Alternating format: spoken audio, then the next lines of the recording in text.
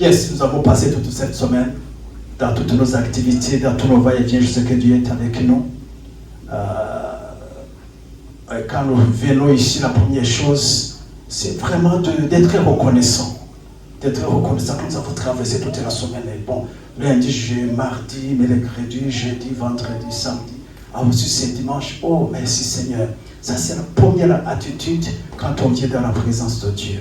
Une attitude de reconnaissance. Quand tu regardes ta famille et ta maison, tout va bien, il y a rien vraiment dans ton lieu de travail, à courir à gauche, à droite, et puis, une attitude de reconnaissance dans sa présence. Amen.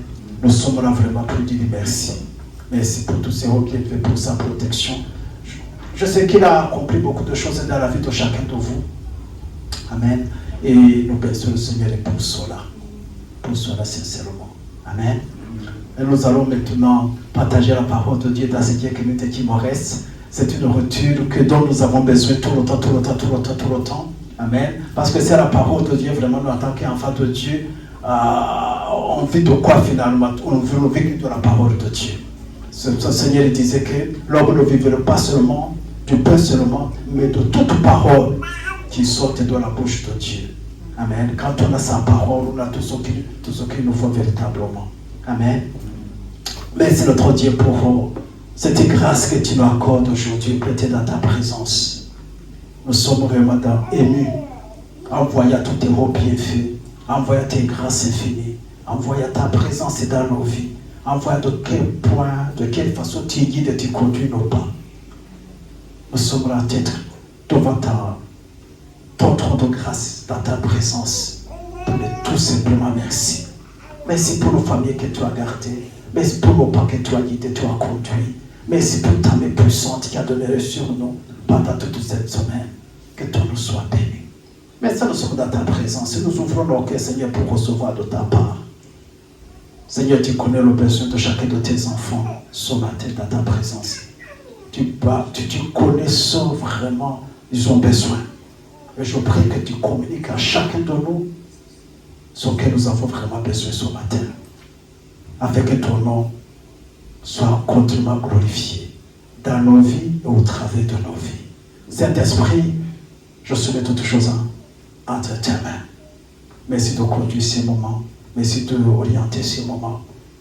Que toute forme de distraction, toute sorte d'opposition à la proclamation de ta parole s'éloigne de sérieux au nom de Jésus. Tout esprit de distraction s'éloigne d'ici au nom puissant de Jésus. Et que nous puissions tous ensemble avoir tout simplement nos cœurs fixés sur toi, nos yeux fixés sur toi, nos regards fixés sur toi. Et on fait que nous puissions capter, recevoir ce que tu veux nous communiquer ce matin. Au nom puissant de Jésus, nous avons ainsi prié. Amen. Amen. Amen. Amen. Amen. Amen. Wow. Merci Seigneur. Bon, on va partager la parole de Dieu. De cette maison, de ce lieu, nous partageons beaucoup de choses, véritablement. Nous partageons les vérités de Dieu, les principes du royaume. Nous partageons beaucoup de choses. Dans le but, dans quel but? Dans le but de grandir dans la connaissance de Dieu. Dans le but de comprendre le fonctionnement de notre royaume. De notre royaume. Afin que nous puissions y prospérer. Parce que même si on est dans le royaume, mais qu'on ne comprend pas les principes du royaume, comment ça fonctionne, comment ça marche, on va être là-bas, mais vraiment on ne va pas prospérer comme il faut. On ne va pas jouir de tout ce que Dieu a mis à notre disposition. Ce n'est pas la faute à Dieu, quelquefois c'est la faute à nous, parce que nous ne comprenons pas encore clairement comment ça fonctionne. Et je bénis le Seigneur pour tout ce qui se partage ici, pour tout ce qui est donné ici. Et je prie pour que nous tous, nous puissions grandir et que nous devenions véritablement les soldats de Dieu dans son royaume. Amen. Des hommes et des femmes sur qui il peut compter. Qui peut dire, oui, je peux compter sur mon fils là. Je peux compter sur ma fille qui est là. Je sais que si je l'envoie, il va partir. Je sais que si je lui donne une mission, il va l'accomplir. Je sais qu'il m'aime véritablement, il me représente valablement. Donc je peux compter sur lui. Parce que Dieu cherche des hommes et des femmes sur qui il peut compter pour accomplir sa volonté. Dans ce pays où nous sommes, ou dans le pays où Dieu t'a établi. Dieu recherche des hommes et des femmes sur qui il peut compter pour accomplir sa volonté. Parce que c'est ça le plan de Dieu. C'est ça le plan de Dieu, c'est ça, le plan de Dieu. Il ne peut rien accomplir ici sans passer par un homme. Parce qu'il a donné l'autorité, il a donné le gouvernement, la domination sur la terre ici. À qui? À l'homme, à toi. Et il ne peut pas violer sa parole. Donc tout ce qu'il doit accomplir ici, il doit passer par un homme. Yes, il est tout puissant. Yes, il est, comment on appelle, il est souverain. Il peut tout faire, c'est vrai. Mais il ne peut rien faire sans toi. Sans passer par l'homme. Amen. Et c'est pour ça que dans son plan même pour sauver l'humanité, il a dit envoyer son fils. Et son fils a pris la forme d'homme. Afin de pouvoir accomplir le plan de salut à l'humanité. Amen. La question que je peux te poser ce matin, est-ce que Dieu peut compter sur toi? Est-ce que Dieu peut compter sur toi? S'il va accomplir une mission, est-ce qu'il peut compter sur toi? Est-ce que tu peux dire yes, oui Seigneur, je suis là, tu peux compter sur moi, envoie-moi seulement.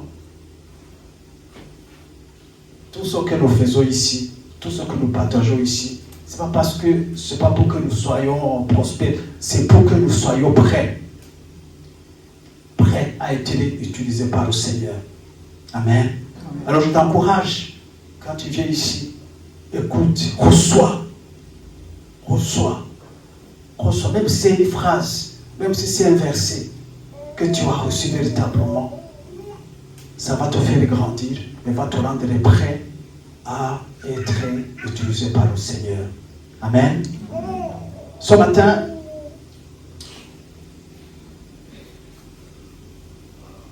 je voudrais qu'on partage quelque chose, peut-être que je vais continuer là-dessus après.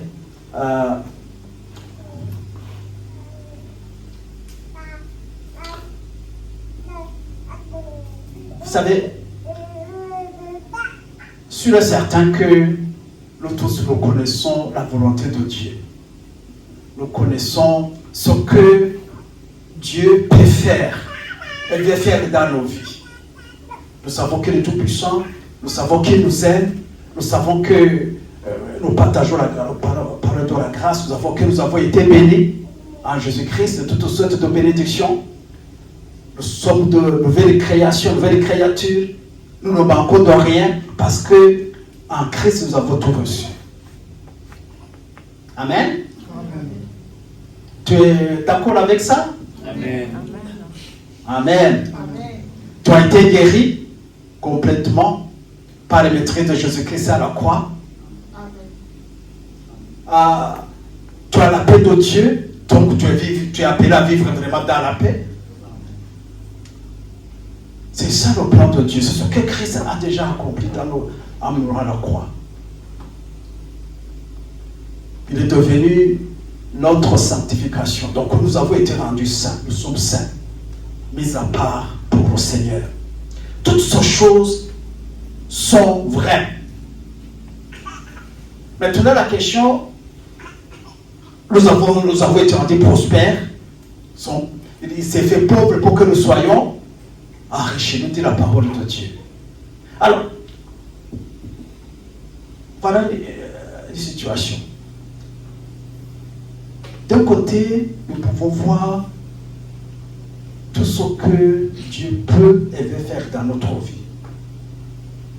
Nous connaissons toutes ces promesses et tout ce que Dieu a accompli. Amen. Et d'un autre côté, nous pouvons regarder nos réalités. Nos réalités. Parce qu'il y a des choses spirituelles, il y a nos réalités aussi.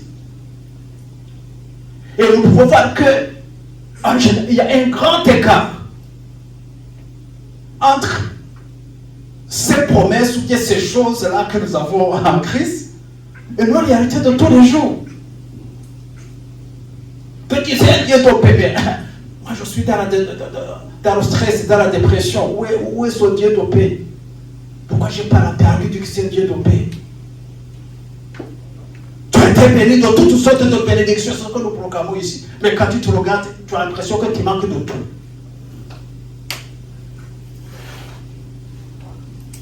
Guéri par le maître Jésus de Jésus-Christ, c'est déjà fait. Tu es déjà guéri. Mais bon, quand je me regarde, mais j'ai mal ici, j'ai mal là-bas, des maladies ici, maladies là-bas. Oh. Donc il y a comme si véritablement il y a un écart, il y a un trou entre ce que la Bible nous proclame et ce que nous vivons véritablement. Pourquoi? Pourquoi toutes ces choses? Pourquoi toutes ces réalités spirituelles? Pourquoi toutes ces promesses de Dieu ne sont pas des réalités vivantes dans nos vies de tous les jours? Why?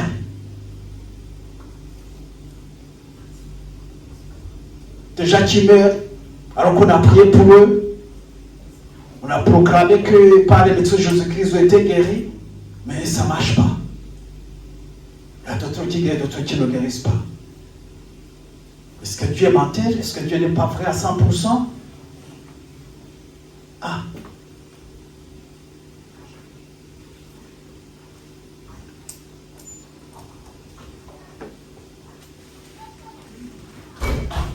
Dans la Bible, il y a l'histoire d'un homme qu'on appelle Gédéon. Je crois que tout le monde connaît son histoire, Gédéon. Ça se trouve dans Juges chapitre 6. On va lire son histoire. Juges chapitre 6.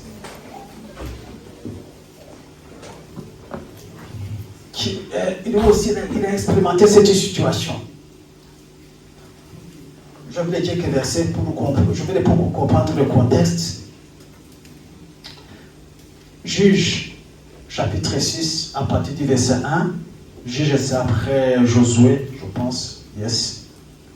C'est au 6e livre de la parole, au 6e ou 7e.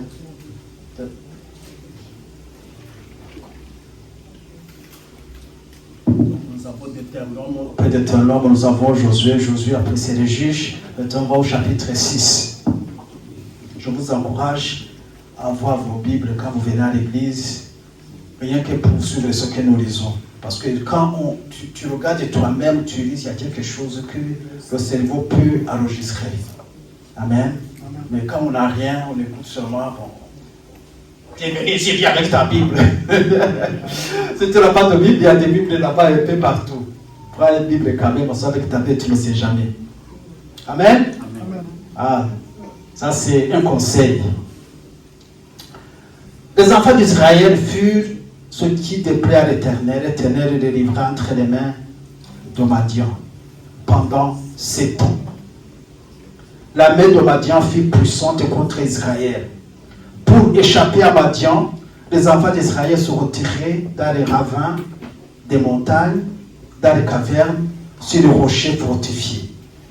Quand Israël avait scellé, Madian montait avec Amalek et les fils d'Orion et il marchait contre lui.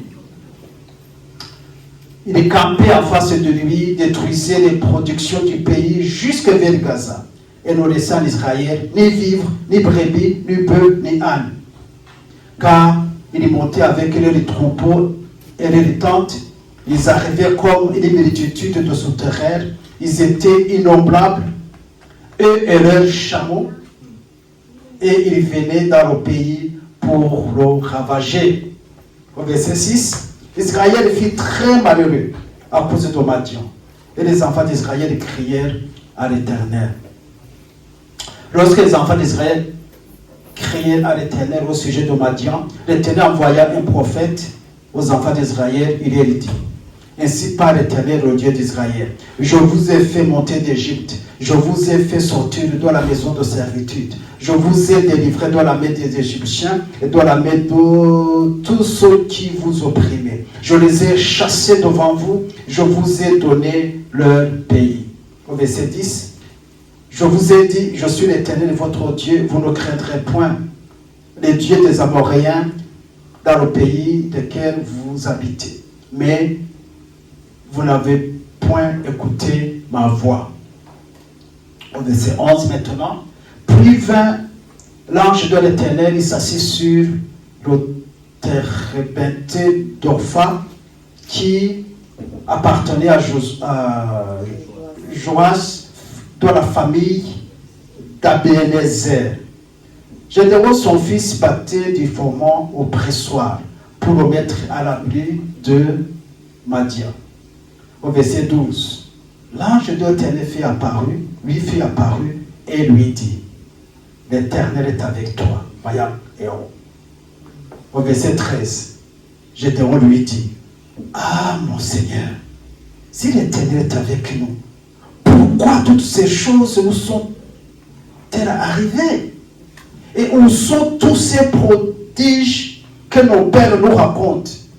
Quand ils disent, l'Éternel nous a-t-il pas fait monter hors d'Égypte? Maintenant, l'Éternel nous a abandonnés et nous a livrés entre les mains de Madian. Je m'arrête là-bas. Ici, nous voyons cette histoire de... Enfin, c'est au début. Je vais continuer à aller jusqu'au chapitre 9 pour comprendre toute l'histoire de Gédéon. Mais le point que je vais souligner ici, c'est au verset 14. Au verset 13, pardon. Verset 14.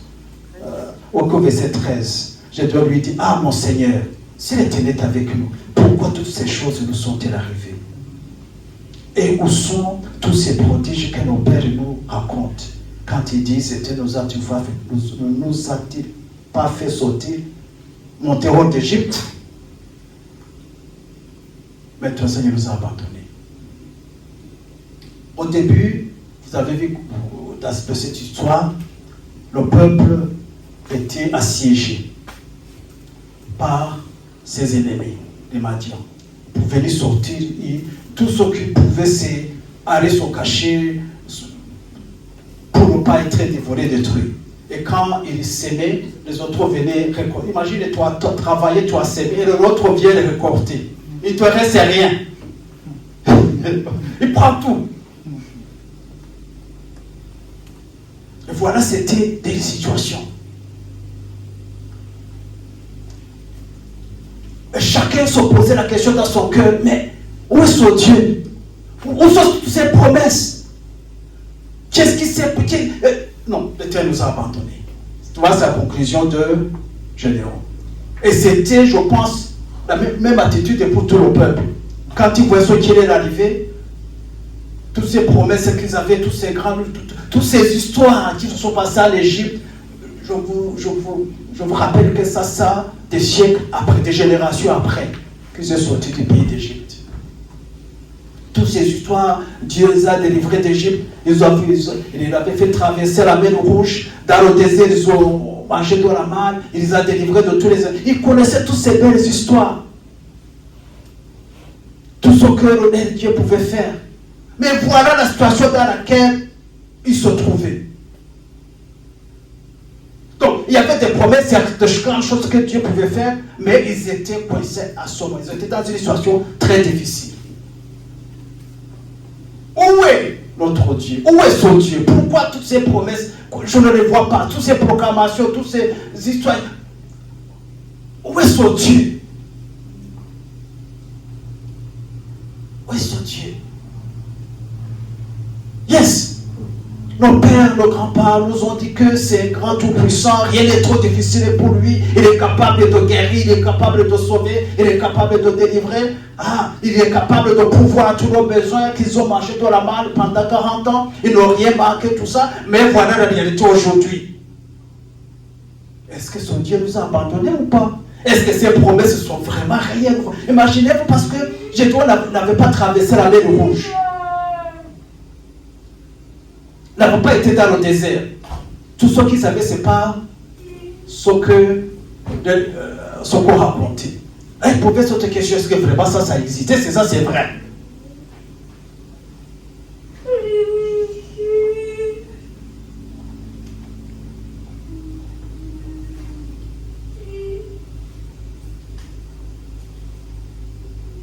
Et l'histoire de Gédéon, je suis sûr et certain que c'est l'histoire de la plupart de nous aujourd'hui.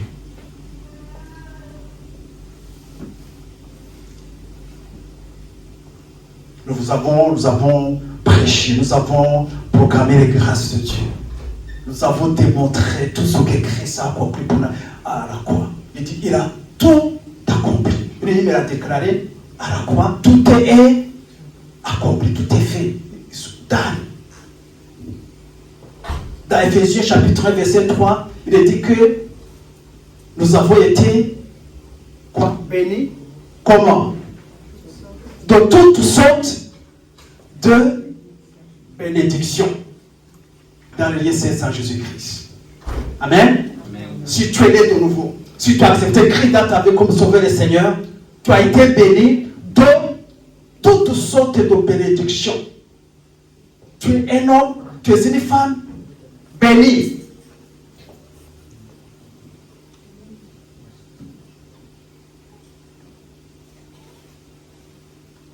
On peut aller dans 1 Pierre chapitre 1, non, 2 Pierre chapitre 1, verset 3. On va lire ça aussi.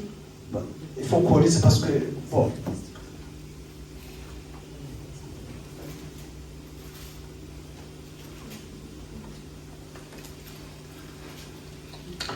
Donc, 2 Pierre chapitre 1, verset... Je vais lire verset 2.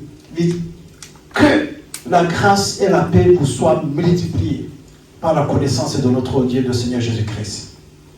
Au verset 3, il dit, sa divine puissance nous a donné. C'est dans le passé. Il ne va pas nous donner, il nous a déjà donné. Quoi? Tout ce qui contribue à la vie et à la piété. Il nous a donné. C'est déjà fait, c'est déjà accompli, c'est déjà réalisé. Quiconque est en Christ a déjà reçu dans sa vie tout ce qui contribue à la vie et à la piété. Quiconque est né de nouveau ne manque absolument de rien. De rien.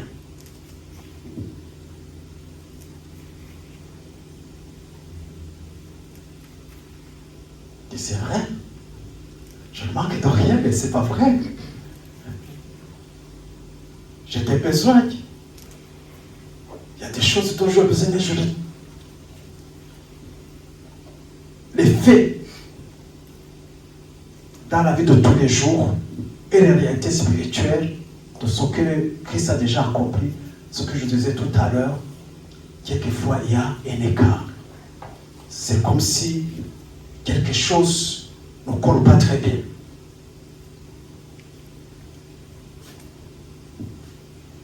Il s'est fait pauvre pour que nous soyons enrichis. Tu es un homme, tu es une femme riche. Si tu es en Christ, tu as accepté Christ dans ta vie comme ton Seigneur et ton Sauveur, tu es une femme prospère. Tu es un homme prospère. Amen. Nous sommes la maison de Dieu. Tu es la maison de Dieu. 1 Corinthiens chapitre 6, versets 17, 18, 19. Tu es le temple du Saint-Esprit. Dieu habite en toi par le Saint-Esprit. N'est-ce pas? Partout tu vas, partout tu marches avec Dieu, tu vas avec Dieu. Et dans Galates 5, versets 22 et 23, je crois que notre technicien peut... Merci frère Jordan. Donc, dans Galates chapitre 5, verset 22, il dit, là, on voit, mais le fruit de l'esprit, c'est quoi? L'amour, la joie, la paix, la patience, la bonté, la vérité, la fidélité, la douceur, la tempérance. Et verset 23, on peut, la loi n'est pas contre toutes ces choses. Amen. Pour le tournoi, verset 22. Toutes ces choses, tu les as. C'est à moi aussi. L'amour, la joie, la paix, tout. Je suis l'homme appelé à vivre dans la joie continuellement. Amen. Continuellement. L'amour, tu as l'amour de Dieu en toi. Toutes ces choses, nous les avons. Est-ce qu'on peut dire que je manifeste toutes ces choses qui sont citées ici? Parce que si je suis né de nouveau, si j'ai accepté Christ dans ma vie comme Seigneur et Sauveur, j'ai le Saint-Esprit qui est en moi, et quand le Saint-Esprit vient, il vient avec tous ces attributs. L'amour, la joie, la paix. Est-ce que ta maison, vraiment, c'est une maison parce que vous êtes enfants de Dieu, vous êtes une maison de Dieu? C'est la paix, la paix, la paix. Tout le temps. La joie, la patience, la tempérance. Ça, ce sont des réalités spirituelles. Ça, ce sont des choses que nous avons en Christ. Ça, c'est déjà fait. C'est déjà accompli. Tu ne vas pas travailler pour, une fois que tu acceptes Christ dans ta vie, comme Sauveur le Seigneur, je répète encore, tout ce que nous avons dit, tu reçois. Amen. Nous recevons tout cela. Et ce que nous avons dans le spirituel, ça devrait être réellement, normalement, nos réalités de tous les jours. Alors, qu'est-ce qui manque? Pourquoi ce que la Bible nous déclare que nous sommes, que nous avons, nous ne vivons pas tout le temps dans nos vies de tous les jours? Pourquoi cet écart de différence? Est-ce que nous ne sommes pas nés de nouveau? Est-ce qu'on n'a pas vraiment accepté Christ? Parce que quand on commence à se poser ce genre de questions, on peut commencer à mettre en doute même son salut. Si je ne vois pas ça, je vois est-ce que vraiment je suis né de nouveau? Est-ce que je suis vraiment un enfant de Dieu? Parce que les enfants de Dieu doivent manifester tout cela.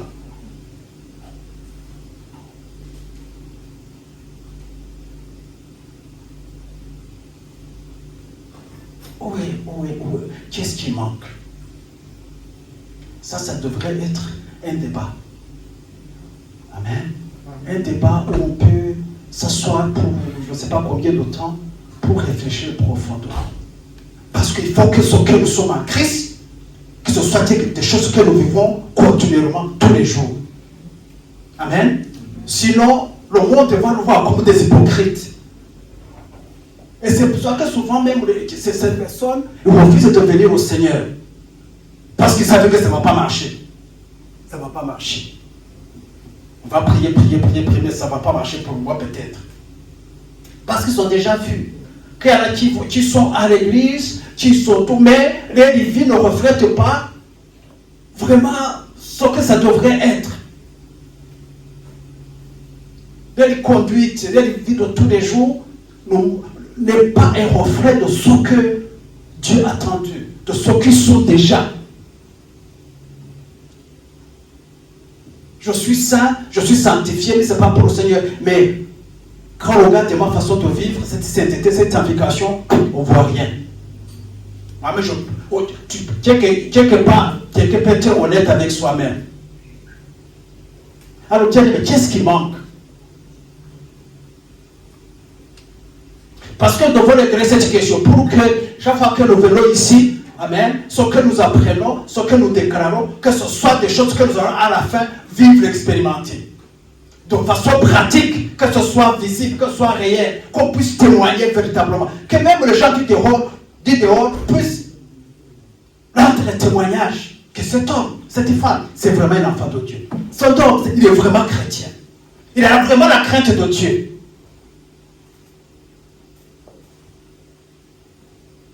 Que dans ta maison, tes enfants disent, oh, notre papa, c'est merveilleux. Et notre maman,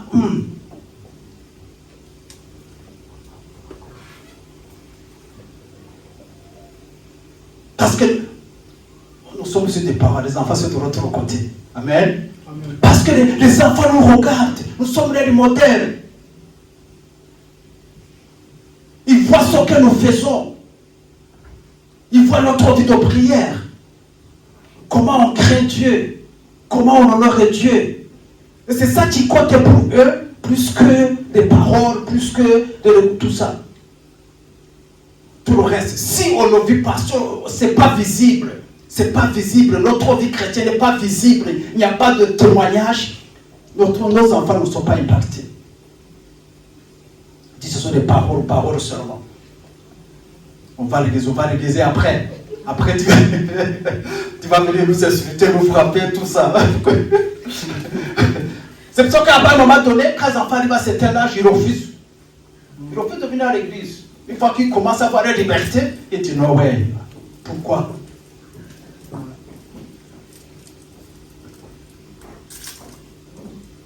Amen. Qu'est-ce qui manque? Je dis ça de façon simple. Comment faire la connexion? Quel pont il faut poser? Amen. Pour que ce qui est là soit ici. Ce qui est dans le spirituel soit si réel dans notre vie de tous les jours. De façon pratique, de façon réelle. Que ce ne soit pas seulement des proclamations, que ce ne soit pas des paroles.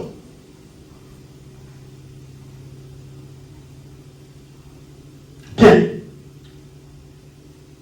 À cette question, il n'y a pas qu'une seule réponse.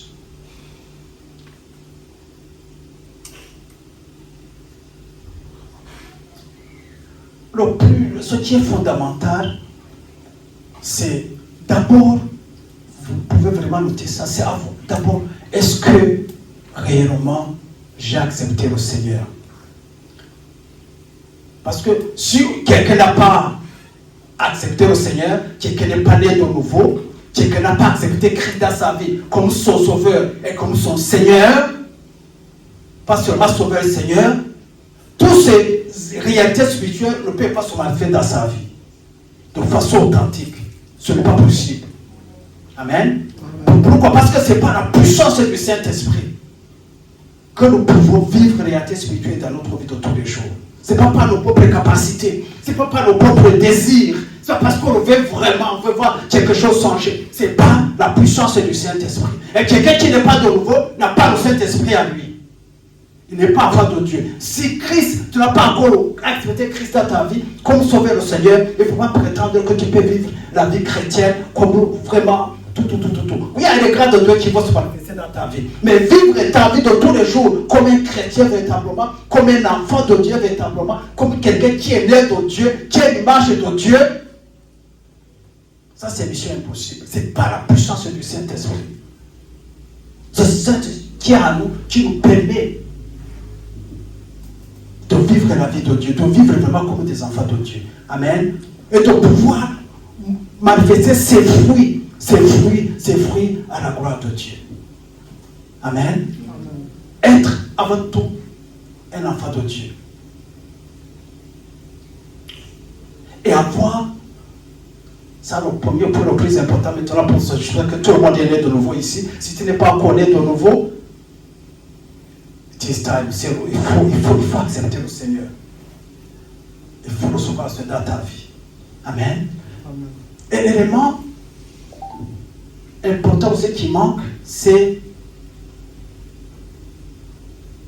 avoir pris la décision de faire de Jésus-Christ le Seigneur de ta vie. Parce qu'il y a beaucoup qui viennent à l'église, mais Jésus-Christ n'est pas le Seigneur.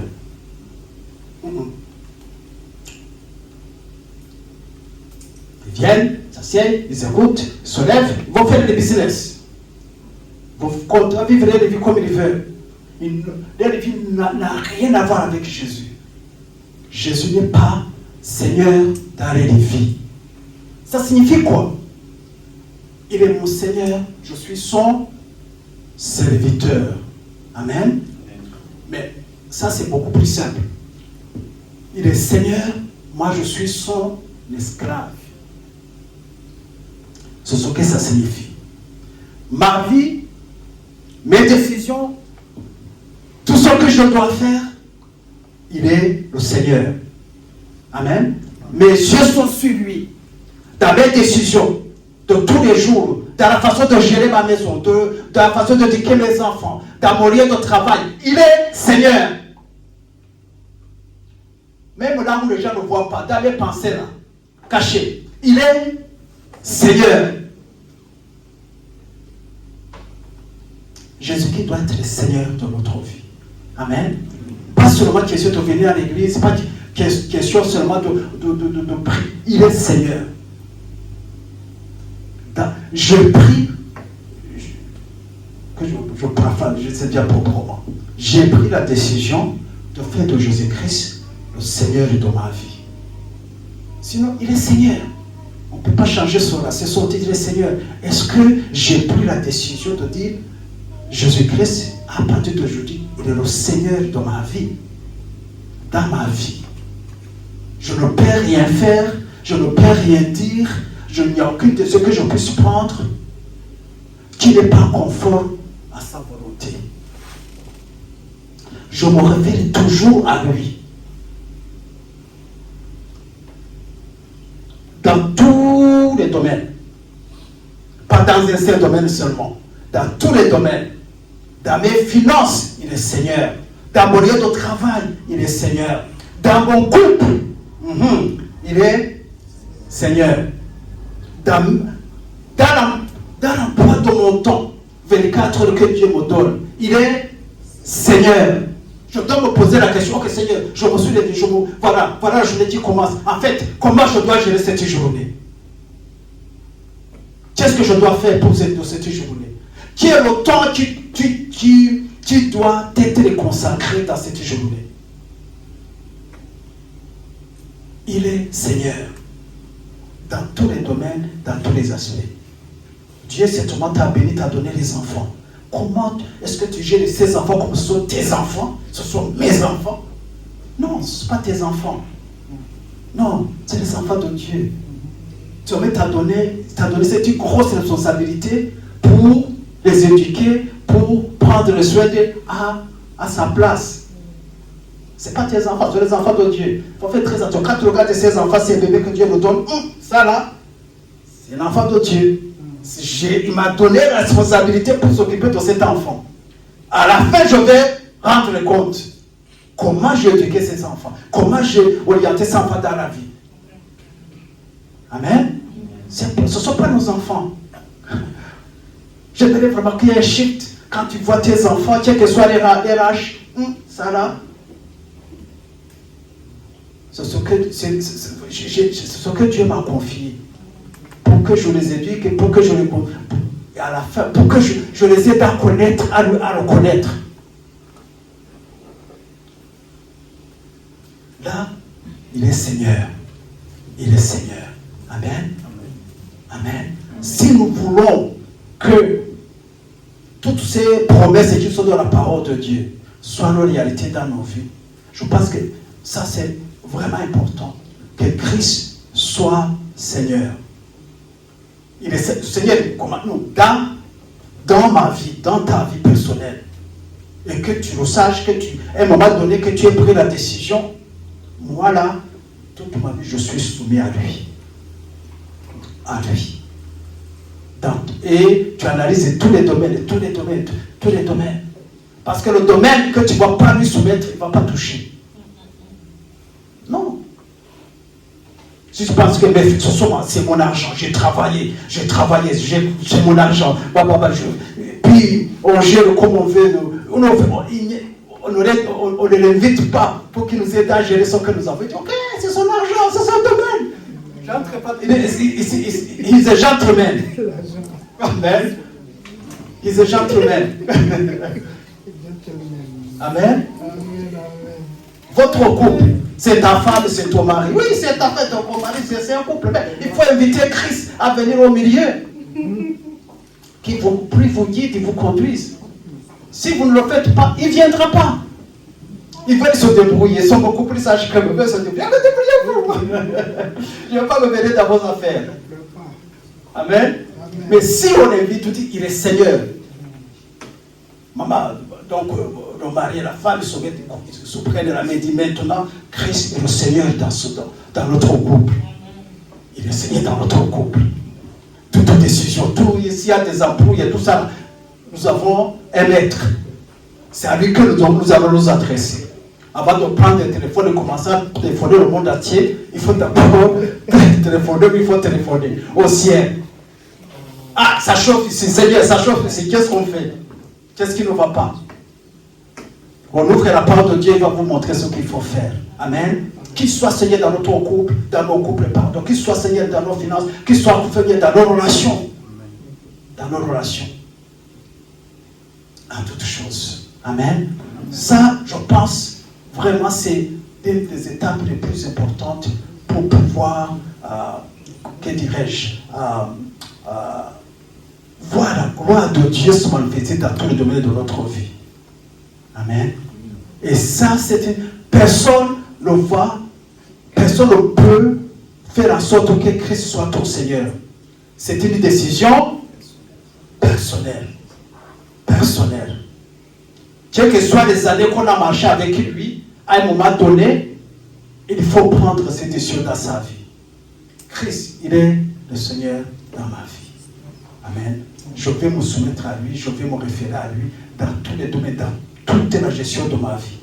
Même ma santé, je sais que son corps, ce n'est pas mon corps. Ça m'appartient parce que c'est la maison de Dieu. Quand je prends soin de mon corps, en fait, je prends soin de la maison de Dieu. Quand je veille à ce que je mange, ça dit, je prends soin de la maison de Dieu. Quand je fais un peu d'exercice pour que le corps reste bien solide, qu'est-ce que je fais? Je prends soin de la maison de Dieu. Quand on entre dans cela, vous verrez que de tout, il y a beaucoup d'aspects. Beaucoup d'aspects. Amen. Gloire à Dieu. Merci Seigneur. L'autre élément que je vais toucher, on va continuer à creuser dedans dans ce sujet. Quand nous lisons dans 1 Pierre chapitre 2 Pierre chapitre 1, pas 5 minutes. Au verset 2, il dit que la grâce et la paix vous soient multipliées. Comment? Par la connaissance de Dieu et de Jésus-Christ notre Seigneur. Au verset 3, sa divine puissance nous a donné tout ce qui contribue à la vie et à la piété. Comment? Au moyen de la connaissance de celui qui nous a appelés par sa propre gloire et par sa vertu. Par la connaissance. Vous pouvez remplacer connaissance par aussi révélation. Par révélation, pas connaissance, par révélation. Vous savez, tu peux comprendre les choses de façon intellectuelle. D'accord? Tu peux proclamer que tu es guéri, tu es béni de façon intellectuelle. Yes. Dieu est capable. Mais avoir des conflits dans le cœur, de saisir vraiment cela. Amen. Ça c'est autre chose. Mais ici, par la connaissance. Par la connaissance. Sur laquelle nous lisons dans Osée 4, verset 6, il dit, mon peuple périt par manque de connaissance. Je vais donner quelques exemples. On dit que nous sommes tous prospères. Amen.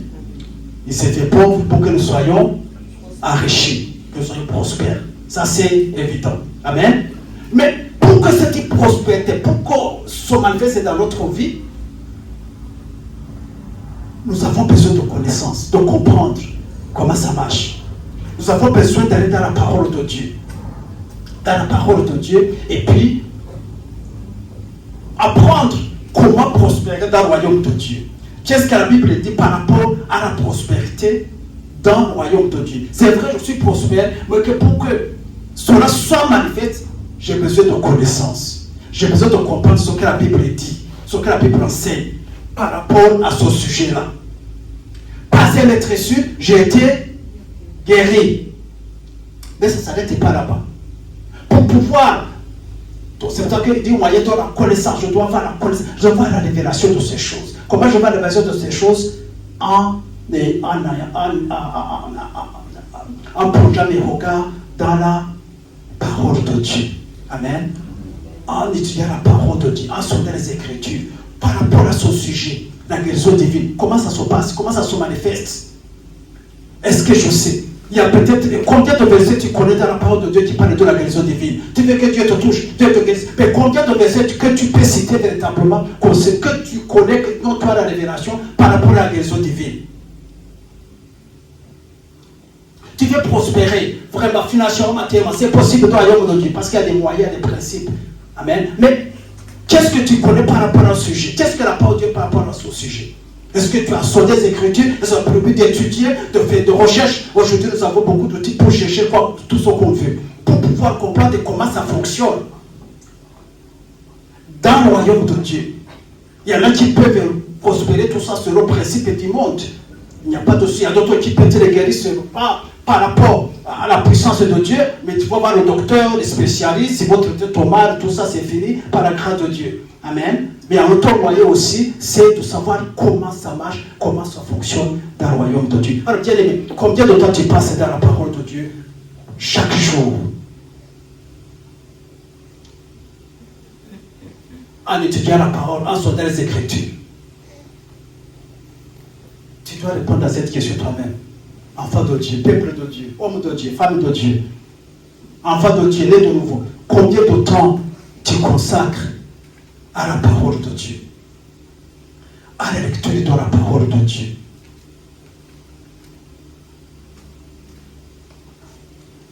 Alors, s'il n'y a pas ce temps,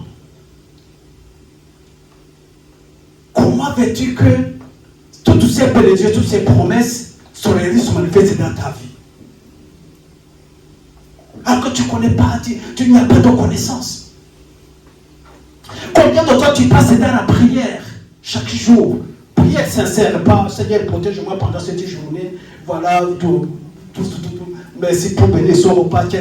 Combien de temps tu passes véritablement dans la prière, devant le trône de la grâce de Dieu, devant Dieu, en train de parler avec lui, de causer avec lui, de converser avec lui? Combien de temps nous passons dans la prière, dans la présence de Dieu, afin que Dieu nous révèle les choses cachées que nous ne connaissons pas, afin que Dieu nous donne la révélation de choses que nous ignorons?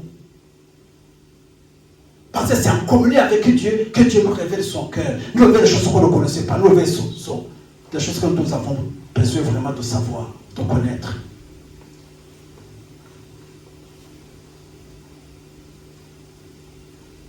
Donc, si ces choses-là, qui sont dans le spirituel, on ne les voit pas, les matérialisations, les manifestations dans notre vie de tous les jours, ce n'est pas la faute à Dieu. Il ne faut jamais accuser Dieu. Il ne faut pas dire peut-être que Dieu ne veut pas me bénir, peut-être que c'est comme ça que je dois être. Jamais. Ce n'est pas la faute à Dieu. Parce que Christ a tout accompli à la croix. Dieu a fini son travail. Aujourd'hui, Christ est assis à la droite de Dieu dans une position de repos parce que tout a été accompli. Amen. Mais tu veux que nous aussi, il nous a tout donné, mais il ne va pas mettre dans notre bouche non plus. Amen. Il nous a tout servi, mais il ne va pas venir prendre la cuillère aussi mettre dans la bouche. Il nous a laissé été partis de recevoir par nous-mêmes. Amen. Parce que là qui veulent, les hommes qui veulent, tu les sers, les épouses les servent à manger, tout ça, ils sont là-bas à table. Il faut aussi venir mettre dans ma bouche. Comme ça.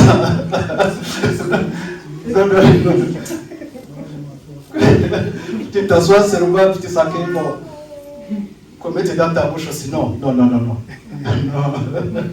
Il a tout fait, il a tout préparé, Christ a tout accompli, il est bon. Maintenant, c'est à nous de recevoir. Apprendre à recevoir. À savoir comment ça marche et recevoir. Amen. À recevoir. Donc, nous avons parlé de deux choses ici. Va considérer, est-ce que Christ vraiment est le Seigneur dans ta vie? Deux.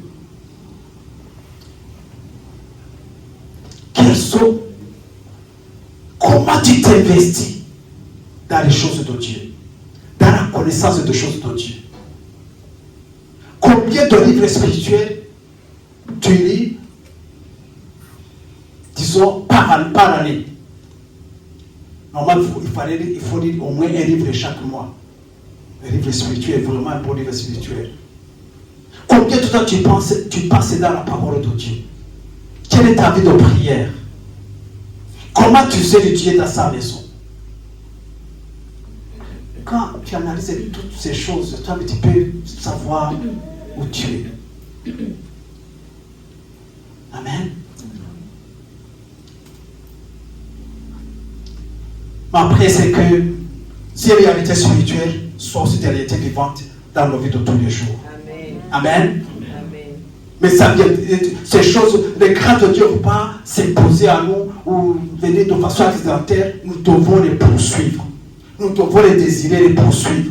Nous devons mettre une stratégie en place pour que tout ce que nous poursuivons, tout ce que nous voulons, on puisse le recevoir. Sachant que tout a été mis à notre disposition. Sachant que nous avons été totalement bénis. Sachant que Dieu nous a donné tout contribué à la vie et à la piété et tout le reste. Sachant que nous avons été pardonnés complètement.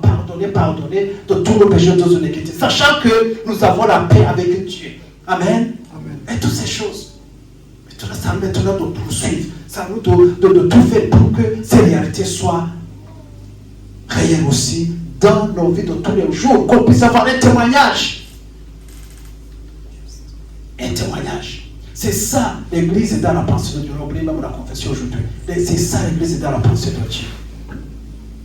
Amen. Merci Seigneur. Que le Seigneur nous aide bien aimés.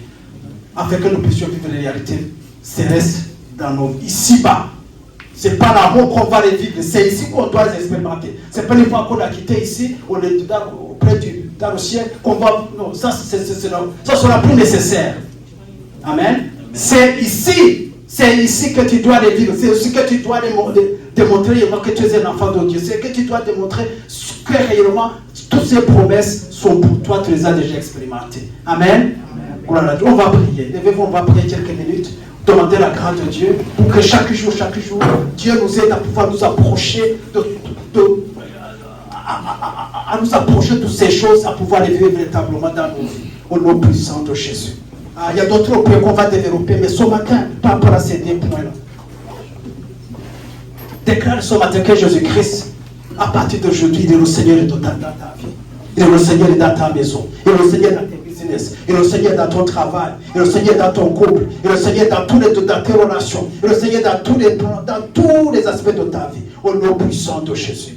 Merci Seigneur. Oui Seigneur, notre Dieu, ce matin, nous déclarons au nom puissant de Jésus. Nous déclarons, nous confessons que tu es Seigneur. Tu es Seigneur, c'est vrai. Mais nous voulons que tu sois Seigneur. Seigneur dans nos vies. Seigneur dans nos relations. Seigneur dans tous les domaines. Dans tous les domaines de l'aspect de notre vie. Au nom puissant de Jésus. Nous ne voulons plus faire des choses par nous-mêmes. Nous ne voulons plus monter des projets par nous-mêmes. Nous ne voulons plus prendre nos propres décisions par nous-mêmes. Nous ne voulons plus gérer nos couples et nos maisons par nous-mêmes. Parce que nous voulons, Seigneur, faire toutes ces choses en coopération avec toi. En coopération avec toi. En concordance avec toi. Afin que ton nom puisse être glorifié. Afin que nous puissions réellement expérimenter tout ce que tout ce que nous a été prédestiné au nom puissant de Jésus. Merci Seigneur.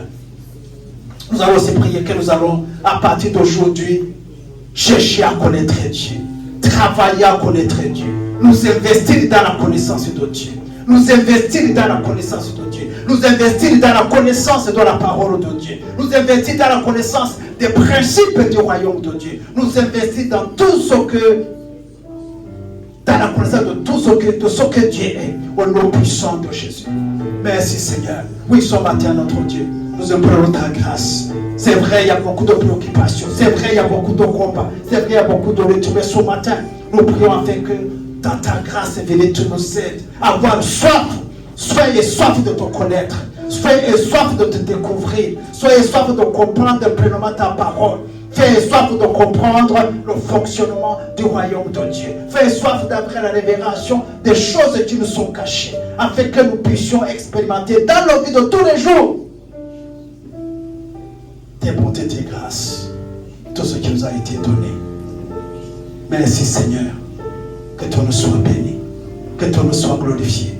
Parce qu'à partir d'aujourd'hui, nos vies vont changer. Nos vies vont changer. Parce que nous allons commencer à vivre pleinement. Toutes nos bénédictions, tout ce qui est dans nos vies de tous les jours. Au nom puissant de Jésus, nous avons ainsi prié. Amen. Amen. Amen. Amen. Amen. Merci Seigneur. Nous donnons gloire à Dieu.